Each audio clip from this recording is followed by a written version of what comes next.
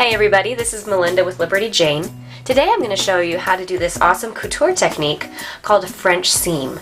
It's this beautiful edge finish that basically encases the raw edges of your seam inside itself. So so from the inside it's this beautiful finished edge.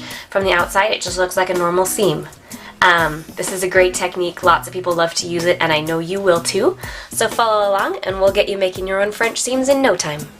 For this example, I'm using a piece of fabric with a 1/2 inch seam allowance. You can do this technique with a variety of sizes of seam allowance, but it does need to be a little bit bigger than the standard 1/4 inch used in doll clothes sewing.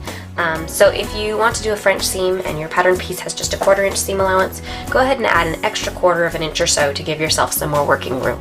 Next, pin your seam. Make sure that you have the fabric right sides out instead of right sides together like you normally would. Sew your pieces together using a 1/4 inch seam allowance.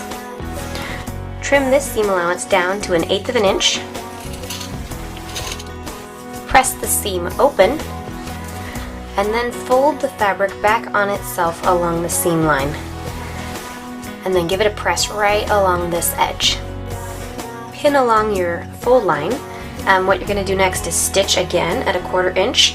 Essentially what you're doing with this second seam is you're wrapping the fabric around that first seam and you're trapping the seam allowances inside.